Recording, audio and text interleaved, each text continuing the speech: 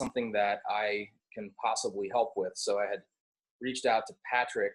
Yeah, there is Patrick, via Slack, to see if there was anything I could do with branding. So what I'm going to do is start talking to some design principals here in Seattle that I know, to see if we can entice them to help with the branding effort. So that's what I'm looking to help and to contribute with, and also just listening in on the meeting to see what the community thinks is afoot, and to keep track of what's going on. Okay, great. Yeah, welcome aboard. Then it's wonderful. And well, to introduce myself, I tried to get all people together and divide some tasks, and also to allow for budget allocation and payments and so. Wonderful. But the whole organization is still in its infancy, so yeah, we build that from scratch.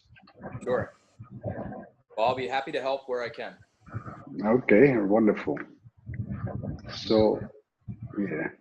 Okay. What's up, guys? Yeah. So, excuse me for my absence during the last month. I've been I had a wonderful holiday in Peru, and it's amazing that the Inca culture was so advanced in building temples and so it was really great. And I've seen that you've been doing an awful lot of work in the meantime. So, and there were also some questions from Otto, I think, or from Gary, where did I get any approval for my holidays? But in the European culture, it's normal that you have like 1 month's holiday or so. So I didn't ask for approval. I wasn't aware that you got a month over there, so we'll just go with that.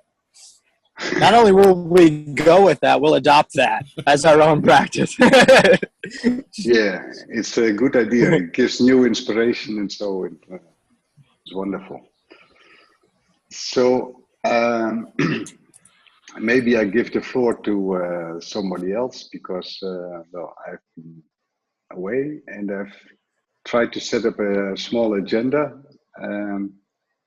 Maybe I can share my screen to just show it.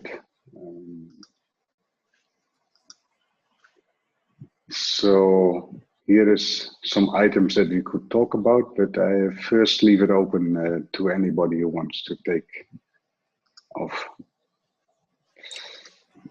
Okay. Sure. Thanks, RChain. I'll jump right in.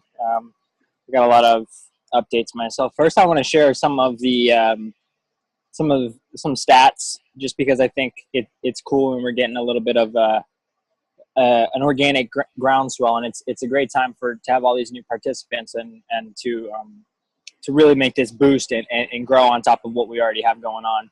So these are all stats month to date. We have 62 new Twitter followers. That puts us at 544. Average engagements on all of our impressions is 1%. So that's about 100 engagements on 10,000 impressions. That's, that's an average, but 100 engagements, 32 link clicks, and likes, retweets, and things of that nature. Special thanks to, or not thanks, but I've noticed that Jesse Couch has been engaging a lot, Jacob, and our Twitter is really starting to get some solid activity. So that's been nice. Email signups, we have 18 new signups this month. 30% open rate. If we could keep that as we grow, that would be pretty impressive. I like 30%, and obviously grow as much as we can and get those opens converted to whatever our goals end up being. So that's going to be like, developer sign up and or membership registration, things like that. So we'll have better stats on the click-through rates once we have those actual campaigns established. Some of the most active or engaged with topics I want to touch on, because this would be good of things to to reach out to other communities about, or just to know that these are what people are engaging with, is the most engaged with topic on, sorry, one second. The most engaged with topic on most of our social channels, and even including the email, is Casper, the proof of stake. And Greg in the latest Seattle meetup dives into the testing framework, and it's not explicit in the actual description of the YouTube. So that might be an opportunity to get more eyes on RChain, is to tweak the description or to promote that that meetup with the spin that he's demonstrating and proposing this Casper test framework, because a lot of people are engaging around Casper. Also, I did and this is just an optimization, but I just want to share this. I did this little tweak of one of the tweets for the live hangouts, and instead of putting like our community hangout, it's 11 a.m. Pacific every week, I shortened it down and just said we're going live in 5, and that got so much engagement. So I think the sooner we push out like messaging towards these live hangouts and things like that, the more response rate we're going to get, because people are the longer lead time we give, the more likely they are to forget, which is ironic. But okay, so website, we've had, according to Google Analytics, 237 new users, so that's unique IPs, hit the site month to date. Average retention is over a minute, so that means they're actually reading the website, so that's cool. And the bulk of that traffic is coming from direct and organic, which that's exactly what we like to see. Direct being like sharing links in Slacks, and person-to-person sharing of RChain's materials, so the documents and things like that.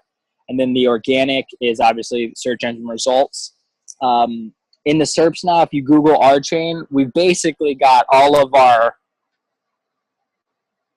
the listings now except one to be our cooperative documentation or links and resources. There's only one right now that has one listing in the first result that involves scenario for RChain. There's a couple more if you were to Google RChain blockchain, and also a couple more if you were to Google RChain token. So, once we continue to release this content and keep going and keep doing this organic growth, that will change, definitely. So that's just a couple highlights on the numbers wise. I think that's I think it's cool that we're really developing this organically, and with all this new interest that we're having, we can really expand on this organic movement, especially leading up to some of the main campaigns and releases. With that being said, I've been engaged with Lawrence, Ed, and Nathan in marketing meetings. We had the first one last Friday, and then we'll continue every Friday going forward, about establishing editorial calendar, narrowing or clarifying the messaging, and then getting the materials and campaigns established that coordinate that message to the core group, the extended community, and then the communities of interest beyond, who could be potential partners in the future. So a lot of, or not a lot of, but most of those tactics and ideas I have compiled onto a Trello, and then from there I've also put a lot onto GitHub now, and that's what I posted out yesterday. So there is in the GitHub, in the member section, marketing, content curation, creation, and outreach, there's a bunch of new issues. So if people want to start tackling some of these, you can reach out to me. You could assign yourself to them, and we can get these things going. Some of them are dependent on things like confirmation of the actual branding and messaging, but there's still a ton of work to be done with preparation and building these lists and scheduling out content and things of that nature. And there's also some more fun ones like DApp ideas and partnerships, and certain community building exercises we can possibly run or explore. So things like that. And then I guess the final update is I want to work HJ, I want to work with you and Lisa potentially first to get an idea of some of the financial projections so that I can propose an interim rock or fiat or both budget through the rest of the year so that we can so that these activities are recorded and appreciated with the token in value. So that's something I hope to work on in the near future because it would just be important.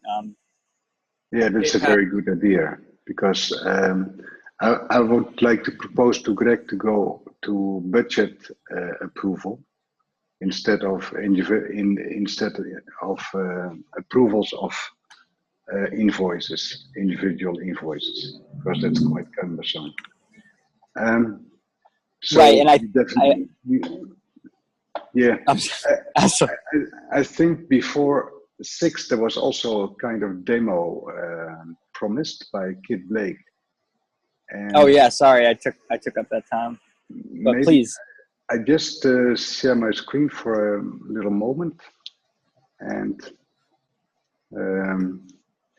I think it was about this subject. Can everybody see that? The AI bot development. Is it correct, Kit? Yes, but the demo is actually starting in 45 minutes. Oh, so you wanted to do it towards the end, okay. Okay, I just before the hangout of Greg. Exactly. Yeah, 15 minutes before the debrief. Okay, then we don't pay attention to it at the moment. Then I can stop screen sharing. So, okay. So, Patrick, did you want to give more updates, or were you done? Sure, I can keep talking about some of those specific things. Like we've been doing a lot of work. Maybe, yes, but if it's not very urgent, I know you're very talkative, but maybe somebody else wants to say something also. I just have one question for you, Patrick. Do we have a dedicated channel for a Slack channel for branding discussion or the items you just mentioned there? I just briefly looked on Slack to see if there was anything in the channels for branding, and I didn't see branding, but maybe there's another channel that you're already using for that particular discussion or.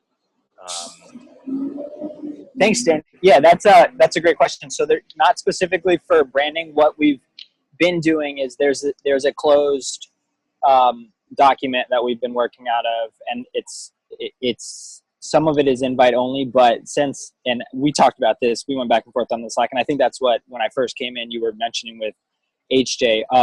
I can get approval to get you into that document, and so that it's visible to you and you're able to share and engage with possibly some other people. But we're keeping that a little bit tight at this moment. But it would be one of the things I do want to do is parse out some of those things to open up to the community, like we've done in the past. Like what after we establish the top level type of things, certain messaging and things, like if we can have like a survey or stuff like that might be cool to open up to the community. But as of right now, it exists in a document, and then we have email threads going on about it, and these weekly meetings as well. Okay.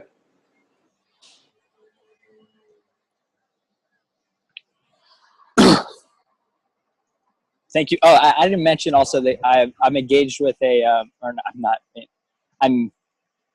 is engaged the word? Yeah, I'm engaging a potential web designer too to help out with graphics and possibly the RChain Co-op website redesign as we get ready for Mercury release. So that's one example of one of the things I would need to forecast in the budget. But that would be awesome as well.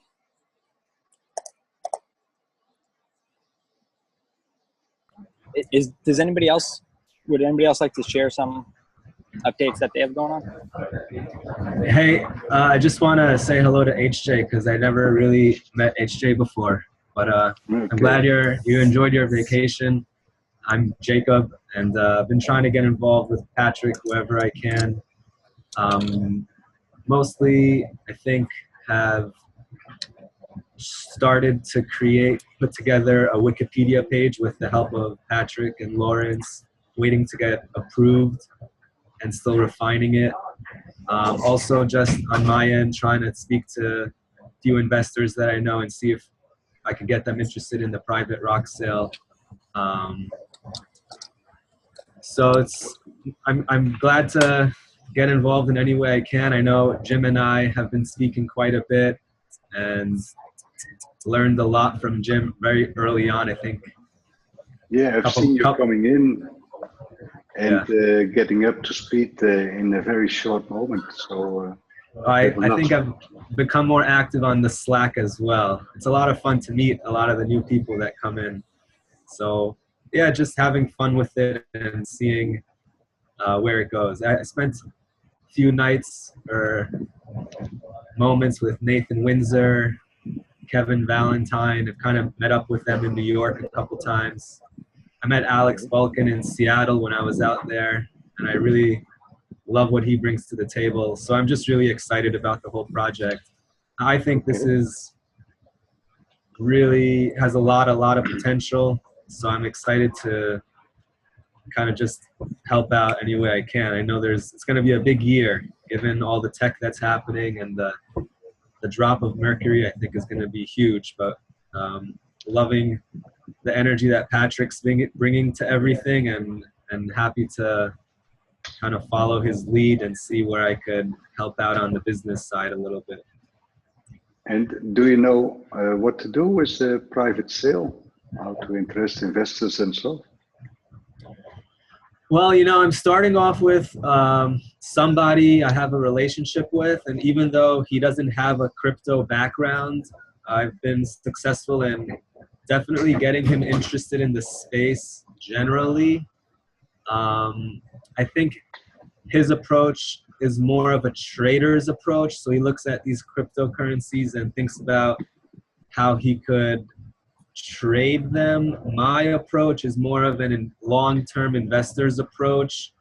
And I actually am a little bit, I think, biased or just really excited about RChain, and that I don't necessarily think investing in Bitcoin and Ethereum at these prices is as exciting as deploying some capital to something like the private rock sale and seeing, RChain evolve over these early first couple of years and seeing where it could get to. I think blockchain scalability is really important, and so I kind of take Greg's word for it, and the community and the architecture document and the conversation with Alex Balkin, and also just my own analysis that RChain is unique in its ability to scale blockchain. And so I think there's a lot of untapped value there that the market and people just do not appreciate at the time. So I'm really happy to bring that perspective to, again, the person that I know, but also just people I don't know. I'm the guy who made the airport conversation of RChain that Ed mentioned a few weeks ago. That was me. And I'm glad that Brandon is now, I think, joining the team part-time, which is pretty exciting. Hopefully he could get developers interested in RChain, because I think we all know that's going to be a bottleneck and something we're going to have to become successful at. Yeah. So there's two things going on. There's this private sale, and that's about getting more dollars into the system. But this group is more about getting time off a lot of people and getting things done, because there are thousands of things that have to be done. And it would be nice if you also can spot not only investors, but also activist people.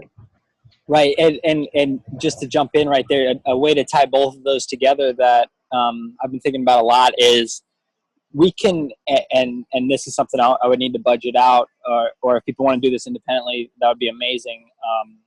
We should print out these documents and hand them out at these blockchain meetups. Like there's a pretty substantial meetup or a couple different meetups in Tampa Bay, and there's no better thing to give them than just a physical copy of the white paper when it comes out, or the architecture document as it exists. And it's hard for them not to read that. And you could write a note on it that says something like, solves scalability, read this, things like that, and engage in your local meetup. One of the things I plan to do, thanks for reminding me, is to present at the local blockchain meetup, RChain, even if it's a small 5-minute pitch or something. There's a lot of groundswell of people interested in blockchain, Ethereum in general, so we can just go tap those local resources. And to tie back, thanks a lot, Jacob. You've been really, really, really active, and you're operating on faith right now, and that's really appreciated. It doesn't go unnoticed. Cool. Yeah, I mean, it's been a lot of fun. I think, like I said, I was kind of getting to know the community quietly, and Jim was really instrumental in that, like over May and June, and then kind of just decided to get more involved because I just got more comfortable and just jumped in. And it's a different way of doing business. Never really was like so virtual and open with everything, but I think it's really cool. I think another thing I'm trying to get the ball rolling on, but I've had one good conversation. It's going to take several more, is to see if there's interest in doing a Harvard alumni in New York event on scaling blockchain technology. And I know that there is a very strong contingency of Harvard Business School alumni that frequents the Harvard Club, and I've been to a lot of their events. They're very exciting. I think the caliber of panelists like Alex Balkin and Greg and maybe someone from Consensus would be phenomenal. I would love to get a professor from the business school who's all about, global financial and governance kind of in there. But again, this is all really early stage. I'm trying to start the conversations, and maybe it's something we could plan on for the winter or something. I guess like 6 months before Mercury launch. But I think planning starting now is important because it's not going to happen overnight, and to get everyone, everyone's schedules aligned, it's not going to be easy, I don't think. But that's just something I think would be really cool. And that community is a different sort of community than I think who we've engaged so far. I think it's titans of industry and maybe it's not exactly everyone we want to hit. Maybe we're like we're the people's sort of blockchain, so we don't really need the Harvard network, but I think there might be some good connections there on the enterprise side and just the relationship side that may be worth exploring. Yeah, that would be amazing, and we hope to be both. I think there's a lot of enterprise solutions that we want to target. So yeah, definitely that would be great if you could set that up accordingly, and if you need help coordinating that, let me know. I'm not in New York at all, but I can pass it on to whoever need be to help set that up. And yeah, that'd be awesome. Maybe there's some more updates from Jim, for example, or. Well, I guess the main things are identity related. We started updating the use case on the claims verification on Ethereum for activists, KYC, ALM proofs of identity credentials, and we are still recovering from our great meeting with Andreas Freund, which you should check out if you have the opportunity each day. And we just had Reuven join the Identity Channel, and it turns out he is the project lead of Viewport, which I didn't know. I was asking him to coach us, but I think he would be more of a candidate for an interview or a panel on identity. And I've asked him privately to try to recommend a coach for the new class in getting Viewport identity working, which is the self-sovereign identity for Ethereum. Great job, dude. That interview with, I'm sorry if I cut you off, but that interview with Andreas Freud was super informative, and I can only imagine that this one will be. So however I can help set that up, I would, and promote that, I would love to. And also he said he's adding Narush as well, who's also working on Viewport. So there's a few of the guys from Viewport now in the Slack, and Jim, great work, man. Great work. Let me know whatever you need. Right, and then we have to work on our bot architecture for intelligent bots for the community, which we hope will control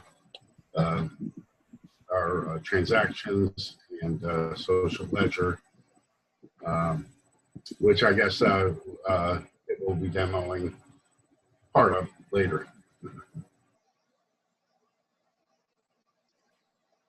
Okay, Kevin, you made a start with a document called RChain Member Reward Program.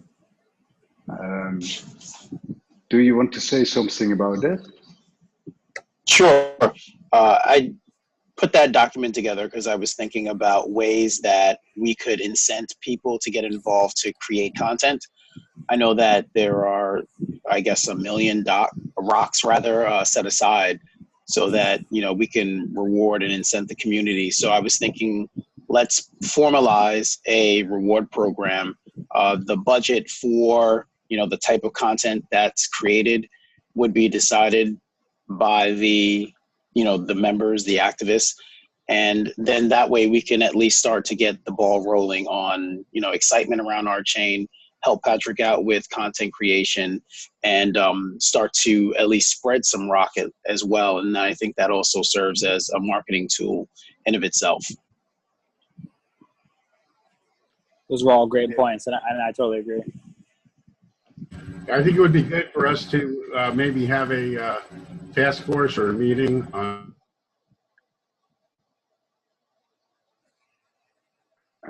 the see if we can come to some consensus on how the reward system should work. I've been following closely the work of Giveth and Pete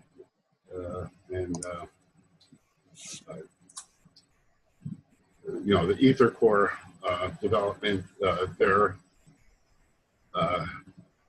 producing contracts that hold currency in escrow and then award it based on milestone delivery.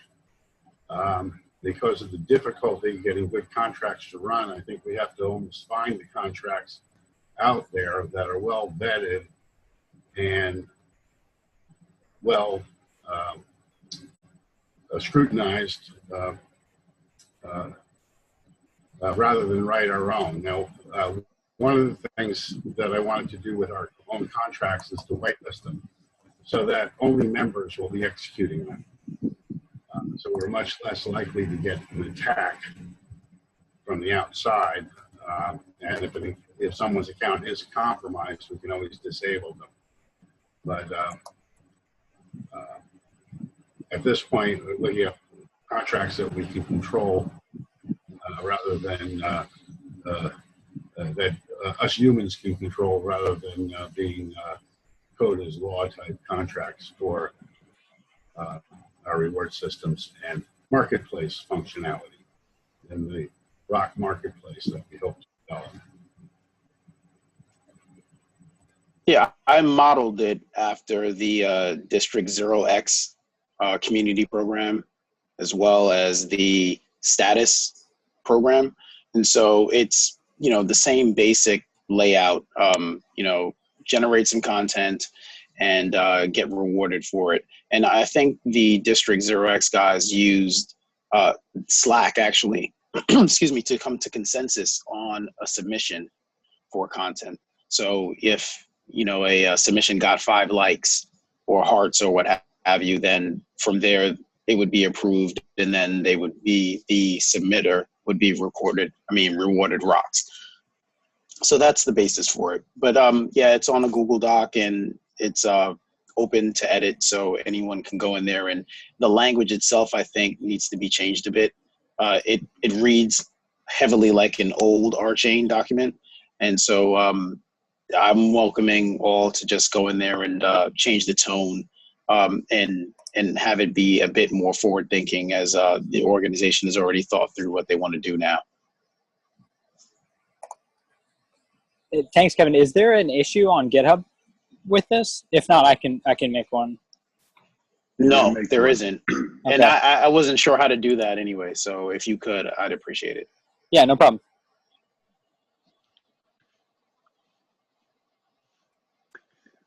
Okay, maybe Gary, you want to say something about the development? Well, I've been spending a lot of time over on what we're calling the shadow Slack, where everyone is an admin, and you can install any apps you want to, or run any bots or anything like that. It's for experimental purposes, and everyone is welcome over there to play around with it. Or I might suggest consider creating your own shadow channel just to use as a place to try out ideas and things like that. And the goal is more or less to blow up Slack to see if it can fail. And yes, we're running bots over there and looking for attack vectors, but we're also looking for ways that we might use bots that others may not have considered. I myself find it a tool for speeding up my learning process, but anyway, those are the things we do over there. Yeah, it's great. Okay. So there's 3 things we're really trying to do, looking into there. One is using it to develop a knowledge base. Gets more towards onboarding people onto channels right now. We're also looking at supporting identity through slash commands or whatever, and personal bots in general, but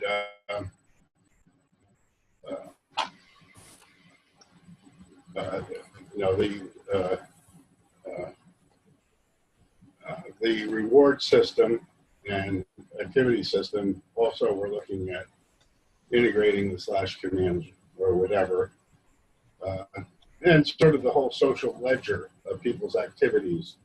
You are what you do, and it records your communications and your actions all in the Slack. Sort of a chat ops experience where you do everything, where you can do almost everything through integrations. And I'm not a fan of Slack. I'm more interested in the Mattermost side, but certainly we can investigate it using Slack, which is pretty much compatible with API calls for Mattermost. Yes, and I've found it useful to think of this concept of agents, agents, from looking at Slackbot and sort of thinking of Slackbot being a type of agent. So I just throw that out there for what it's worth.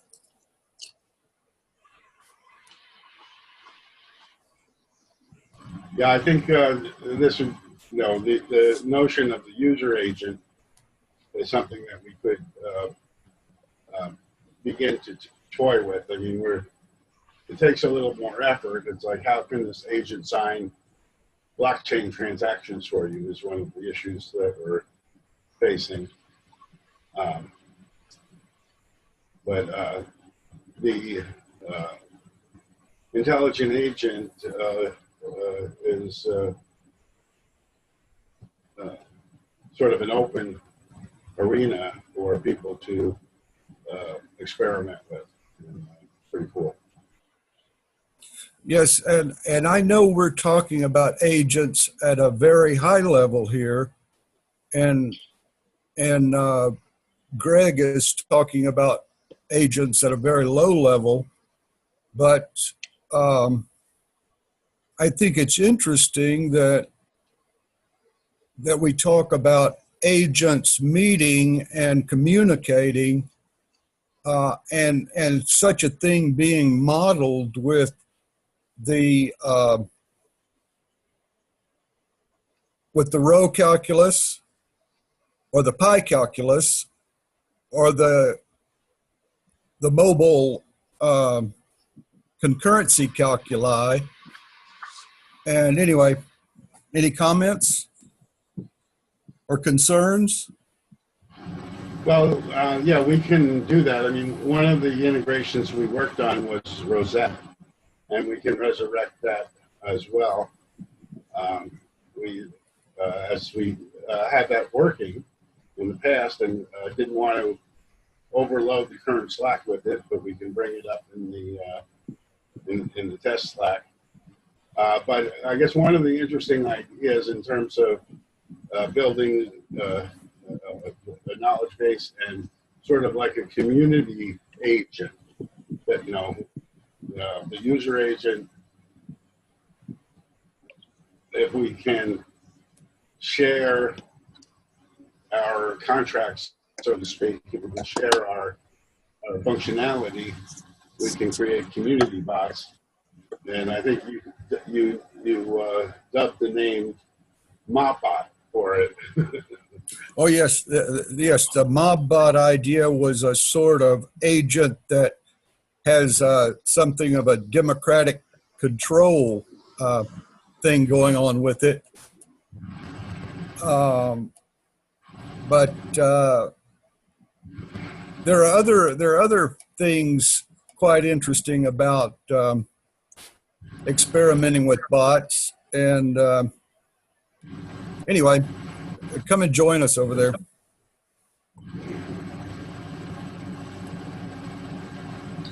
Okay. Ian, do you have any updates? If maybe, yeah.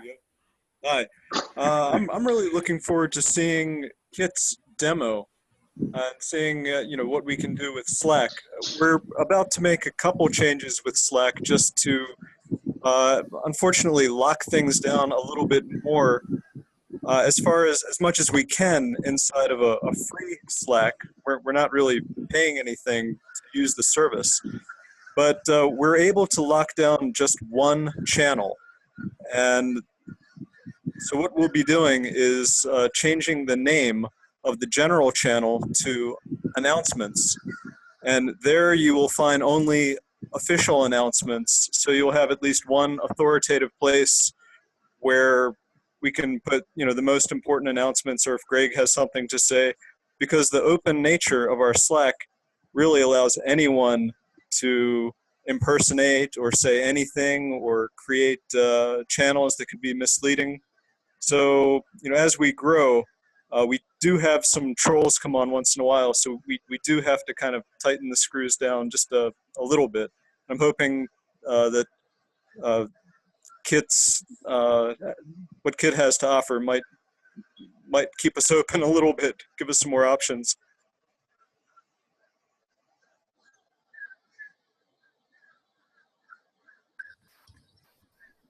Well, I'll just chime in here about one technical detail with the Slack. We found during testing that when a new user joins the Slack for the first time, he is auto added to general and to random. And that was a big problem for our onboarding idea, because we wanted to send people a message when they came into Slack, but Slack does not send an event for those auto adds when a user comes on. And then a solution presented itself, because I saw in the Slack that you guys were planning to lock down general and use it for announcements, and we created the channel community, and that means that a user has to join community, and then we get a chance to send them the onboarding message.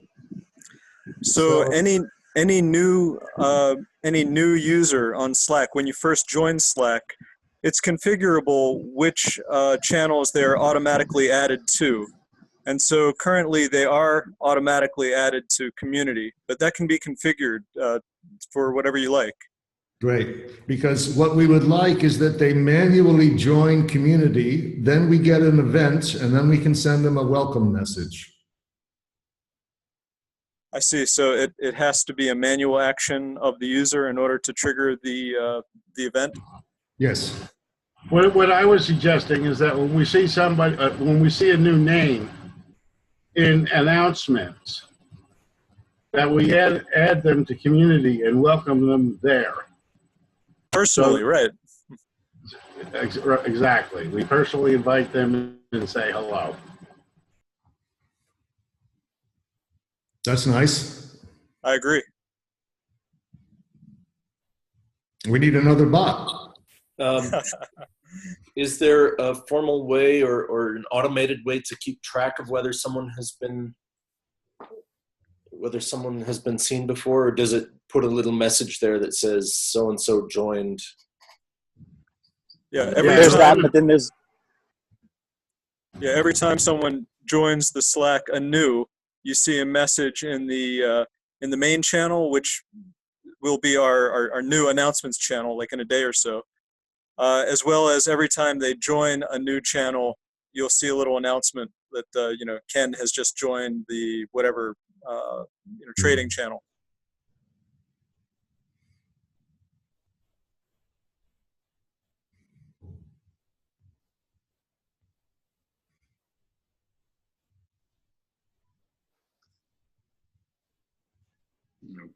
Okay, interesting. Navneet, do you want to say something about new developments? Or sorry, I was on mute. Can you guys hear me? Okay. Yeah. Great. So development-wise, I think some of the things I want to cover. I want to say, Jacob and Kit, and you guys are, Patrick, and you guys are doing really, really great job. I appreciate that. In general, how things are moving, from marketing point of view. And Ian, thanks for setting up this Slack issue. Anyway, we had a few trolls in the past, and there seems to be, I think that helped in a way that now conversations are going in a positive direction. I feel that's really good for us in general when people participate with different things. I mean, you will find, one or two or three trolls here and there. You can't avoid anyway. I think Ian did a, excellent job banning those people very quickly or deactivating them. But anyway, they had enough time to spread out, whatever they wanted to say. Overall, I think, Slack messaging, once we control that, it's pretty good. And then bot, I think what you're doing definitely will help, whoever joining new. And from a development side, I think we are some making progress both. I think Mike can tell a little bit more about the VM side and other related items.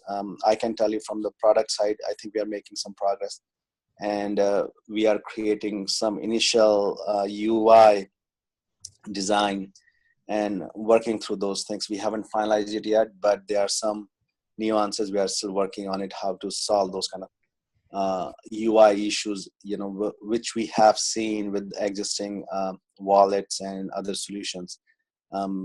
I think one of the biggest problem, what I have noticed is the friendliness with the end user, right? That's not there.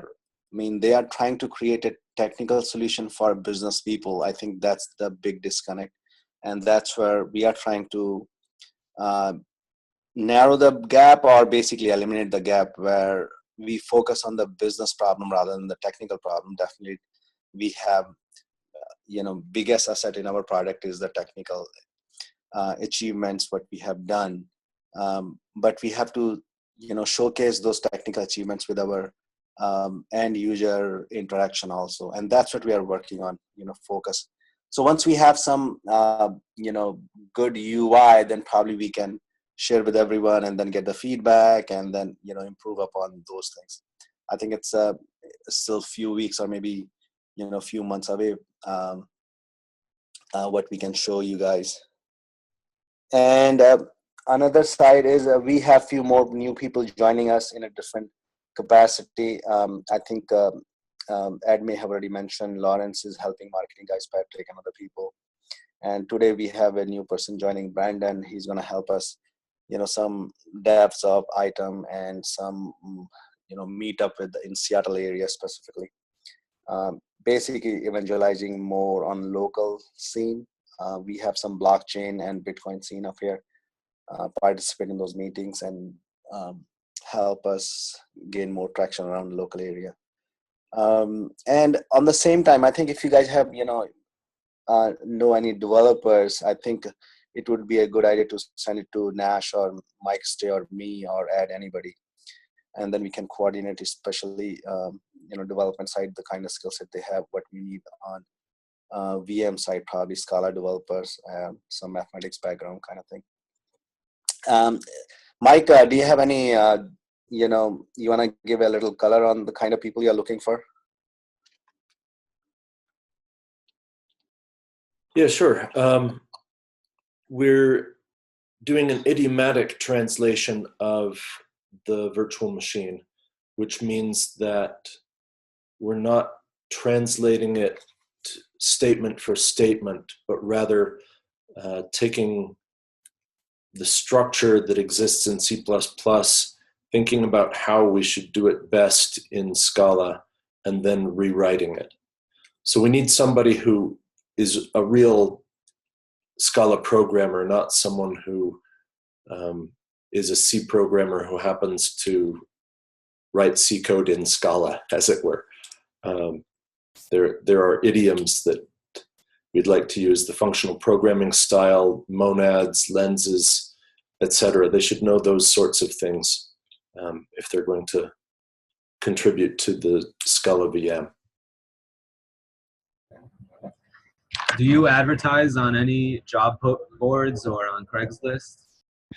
So at the moment, we haven't pushed a lot to get more developers. What we need to do is get our core of developers that we currently have doing actual software engineering, following the practices, filing the issues in Jira, taking something down, being able to demonstrate progress rather than the more ad hoc way we've been going about it so far. So we're trying to establish some practices, good practices, to be able to demonstrate progress rather than just say, well, I worked on some stuff this week. But be able to track it as well as do the development. So once we have our core group of developers working well as a team and with established practices, then we can bring other ones in and introduce them, say, here are our practices, here is your project, go work on these issues in Jira, right? Before that happens, it's even more complicated to bring someone up to speed and just wastes time. So that's the approach we're taking at the moment. The anticipated drop of mercury over an approximately 1 year depends on what assumptions on number of developers. Do you have any coloring on that? And if you think things are going so far according to plan, or easier or harder? So as Greg has said, Mercury is a year out, but we have another goal that we are trying to meet, which is to be able to demonstrate something in January, some non-trivial contract, which means getting the virtual machine up and running. Tim and I and Greg are currently working on the VM code to get it to that point. So we ought to be able to demonstrate something much sooner than next year that isn't quite Mercury, but is still tangible progress. Yeah, excellent point, Mike. So Jacob, what team is trying to do, so we have created a schedule for delivery, or how the product is going to shape up. I don't know if you had a chance to look at it, but I think there's an Excel file somewhere. If you can't find it, I will send it to you. I think it's already posted in announcement channel or some of the channels. There are different milestones, and I think that's what Mike is talking about, some of these things. What we have done until we get to Mercury, we have a smaller milestone, or basically smaller chunk of work we have created, so that a tangible work item, you can see what Mike is talking about. Does it make sense? Yeah. Still sounds like there are a couple of monkey bars to hold on to before we get to Mercury. But the only thing that keeps going on in my head is that for about two and a half months now, I keep saying Mercury is about 1 year out. And right. I find the pattern of continuing to say every new month that Mercury is 1 year out to start to become a little, it feels a little, I don't have enough faith in it anymore. Yeah. Yeah, so you have a very valid point. I think probably we have to be careful with our timing. I think that's what is happening with this. We are assembling our team. We have definitely project plan how we want to achieve our goals, and there are some variables like financing, funding, and all that kind of thing. I think that's what probably making us a little bit cautious about if you want to say some timeline, a specific comments, say, June 2018, or, that's what holding us to say something like that. Probably we'll have a better picture in coming, weeks or months when we have enough resources assembled around us, including financing. Then probably would be a little bit more certain about, exact date. Okay, so this is the date we're going to release our Mercury. And I agree with you, in past 1.5 months or 2 months, if you're continue saying that it's out 12 to 18 months or something like that, it gives a little credibility issues. I understand. I think we will, definitely look into the language we use when we are saying something like that. And that's a very valid point. But I think Greg has also been very clear that the only promise he has made is that within 18 months of the auto capital investment, it would be delivered. We are trying to get it out sooner than that, because there's the private sale going on and various other things as to when auto capital funding lands. That's outside my purview, but I know that there are other things going on. But that's the promise that Greg has made is 18 months out from the major investment. And so anything you get before then is above and beyond what he has promised.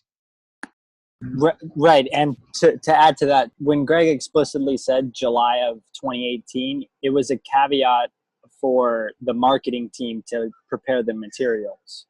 And so he just gave that date so that we could have some sort of timeline to prepare the actual materials. I don't pretend to have heard all of Greg's kind of input on the timing, but I personally haven't heard that it's 18 months from the auto. I haven't heard that line, but I mean, of course I trust you. I'm just saying from what I've gathered, and I haven't seen everything again, I've more often, maybe I'd say at least 2 times, heard about a year out from now. And I just think that the messaging should probably be just a little bit more cleared up. And I think that makes a lot more sense because money is definitely a bottleneck, and I think it just makes more sense that it's more accurately 18 months from when the fundraising is closed. I mean, we're not sure how the private sale is going to go, right? I mean, I hope that it goes super smoothly and we get everything that we wanted, but I don't have total insight into that as well. Yeah, I have a question for Mike. So, Mike, how important do you see the academic review and acceptance of the math papers that you and Greg are producing on the row calculus? And is there anything that we can do as a community, as mostly non-mathematicians, to help you guys out? It is important to us to make it known because we think it's important. That said, we have confidence in our work.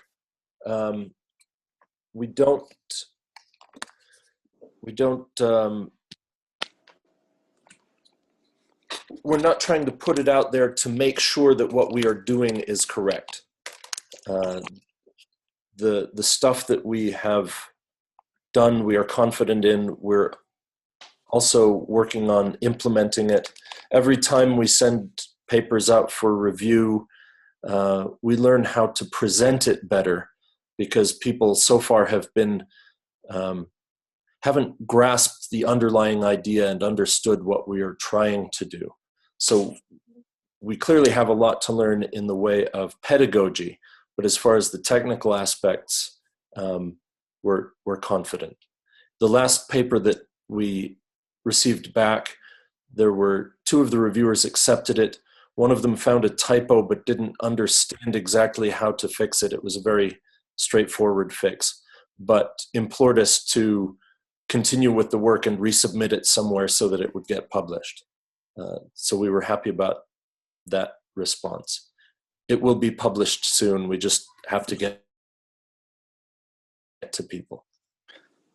Yeah, I think also that these papers are important that other people recognize the value of RChain and what's being done. So I also think that Greg and Mike are strong believers in what they are doing, but it would be great if other people also recognize it. So to your point, Mike, from a business point of view, getting a paper published soon is very valuable. No matter what gets published, as long as we can point to it and say, see here, our work is valuable and new. From the point of view of the academic research, we just want to make sure that everything is explained well and totally correct, right? And recorded. Yes. Yeah, that's very important. So, Mike, to your point, I think if people don't understand, do we need to engage some writers kind of guy, who just can, I mean, I know, you and Greg can write really well, but if people are not understanding, this complex issue, probably it would be a good idea to take another look if we can change the way we are, writing those things, make a little bit more easier for people to understand that. Is that a possibility? Well, technical writing is very difficult. If you know an excellent technical writer who has experience with the mobile process community, has a knowledge of the history of the field, and knows how to phrase things such that the community will understand the jargon and the issues and so forth, we'd be happy to work with them. But there is a lot of knowledge that's necessary, domain-specific knowledge that would be necessary in order to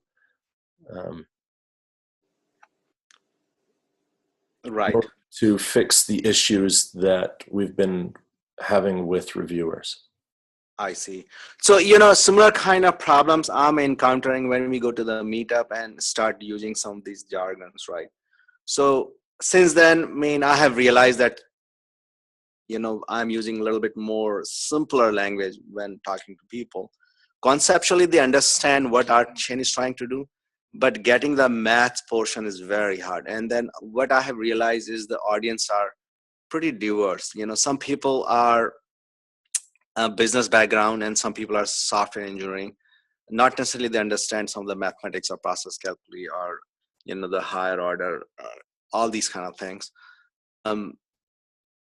So what we have realized, or what we are doing, is simplifying our language a bit and make it much more understandable for the normal people, normal masses. I think that's what we did. I don't know, from your side, I think it may be a little more complex than our situation. At least we could translate, what you guys write in a simpler word. We may not understand completely, but at least conceptually we can explain, in real world, how this is going to impact or what's the benefit of. Sure. And as far as that goes, there's plenty that could be written about that. Right. Our publications really are technical publications meant for a very specific audience. Agreed. Rather than, what we would do once the technical publication is accepted is then write a popularization, a presentation of it meant for a wider audience. Yeah, I think that would be really nice. If we can, definitely I would be happy to work with you guys, or maybe other community member to synthesize or distill, what you guys have written in a simpler word.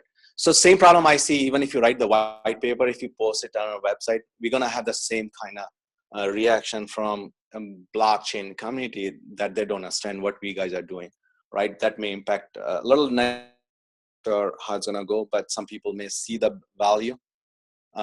Publishing paper, one side is the academic, it's a really good idea.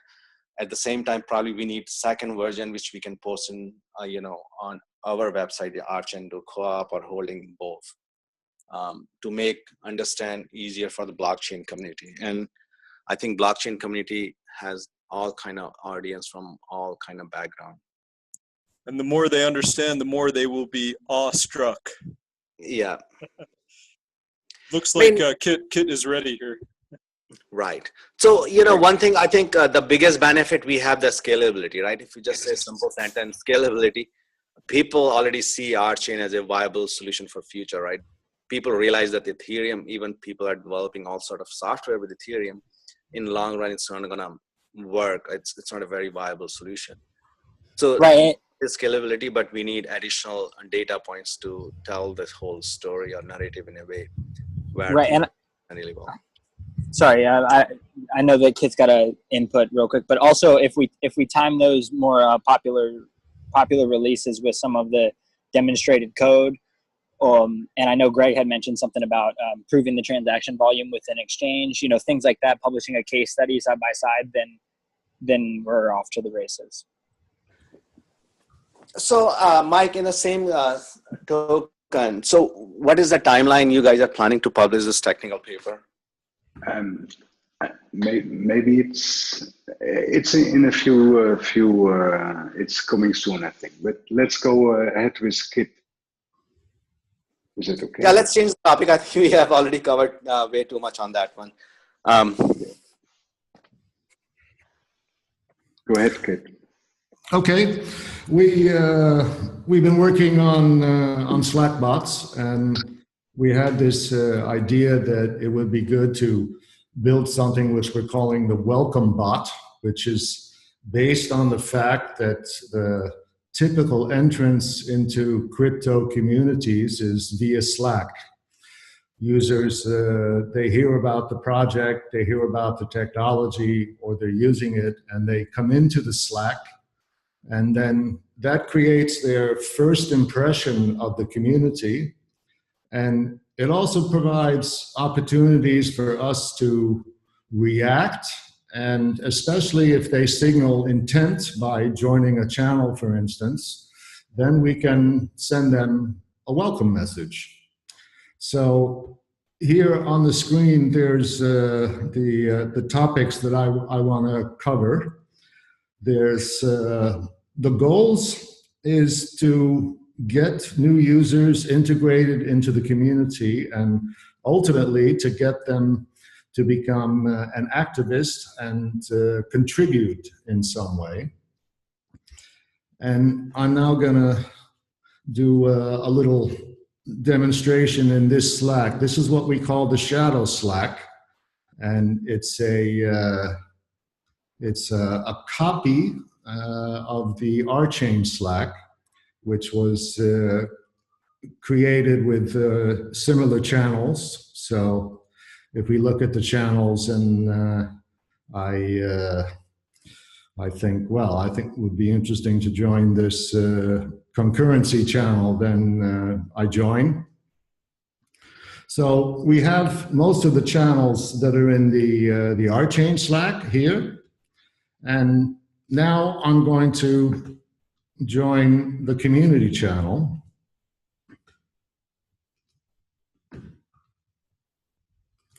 So when I do this, what happens is a direct message appears here. And we detect the event of somebody joining this particular channel, and then we send them a message. So for people on mobile, I'm going to read it. It says, "Hi, Kit Blake, and welcome. We detected that you joined the community channel. If you'd like to get more involved with RChain, there's a group of activists who are collaborating on epics to shape and organize the cooperative. Their activities are organized using GitHub tools. Maybe have a look. If you'd like to participate, please sign up by filling out this activist registration form. You can contact Lipan7 if you have any questions."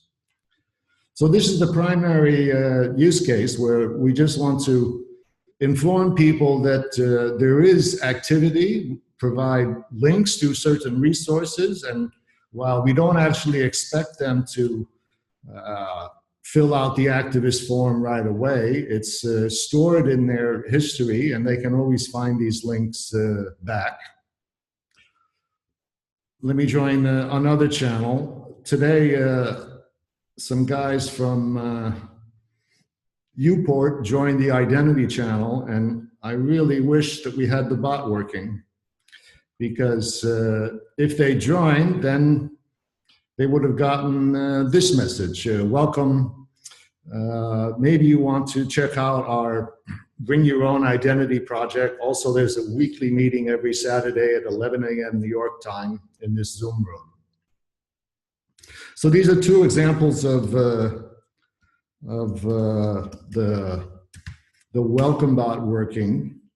There is another use case, which is when somebody gets invited to a channel. So now I'm going to work in another screen where my cat is logged in another browser, and he's going to mention my name. He sees I'm not in the channel, and so he invites me to the channel. Click. So back to being myself. Here you see two things happen. One, invitation is probably not the best word, because you're not just invited, you're actually joined to the channel, almost like SQL. And so here I'm invited into the channel and I'm actually in it. And I also have a Slackbot message. And this one says, we detected that Torvald invited you to join the Rolang channel. If you're new to Rolang, maybe you want to check out the paper, Mobile Process Calculi for Programming the Blockchain. In any case, you can contact Jim Carver if you have questions. So now you see the pattern of the messages. And right now, these messages are stored in the code of the bot, which is not optimal. If this project continues, then we'll build a user interface, something like this one. This is actually a Mattermost bot, but here we'll have channels. So we'll have channel A1, A2, B1, B3, and here people will be able to enter messages. It's important that if we have a channel that has no message, then the user doesn't get a DM. We want to keep a good signal to noise ratio, so we only send the messages if they're really useful. The bot, and if we build this user interface, they're right now running on a Divi server, and it's behind a password. So if people want access to this user interface in order to add a message, perhaps somebody in marketing wants to add a message, then we'll provide the password and they can come in here. Now there's a larger issue over the governance. This is messaging from the co-op, and so there's some things that need to be determined, like who are the owners of a channel and who has the final editing rights and things. And I don't think now is the time to discuss that. The idea is that we want to present this idea to this group, and then we'll have a testing period during which we can test and also work out some of the conceptual issues. The bot is written in Rust, and you can see it in GitHub. So if you want to audit the code, then this is where it is. It's PHP. Oh, did I say Rust? Oh, what a coincidence. We were talking about that yesterday. Okay, sorry. Yeah, it's written in PHP, the lowest common denominator. But anyway, these messages will come out of the code and go into some sort of CRUD interface. So have a look. And for people who are going to be testing, there's an issue in GitHub, this AI bot development, number 63. And for anybody who missed this demo, there's a briefing here which more or less repeats what I've said in short form. So, as I said, we don't expect to have this installed in Slack on Monday or something. It's software, so we should have a testing period. And I'd like to ask everybody here and elsewhere in the community to take some time and have a look at it. That completes the demo. That's excellent demo, Kit. I think the welcome screen seems to be pretty nice. Thank you. And so I just want to do the time check. It's at 10:59. In a 1 minute, probably everybody wants to switch to main Hangout, RChain Hangout. So can we continue this one next week for further? And then Kit, whoever wants to join, can you enroll those people who are going to send you that message and then test offline or in a separate group or channel? Sure. Why don't we meet next week, same time, same channel? Sounds like a good plan, yeah. Okay. Time for the debrief. Yep. See you everyone on the other Hangout. Talk to you guys. And yeah, bye. It was awesome. Thank you. Okay, bye-bye. Bye.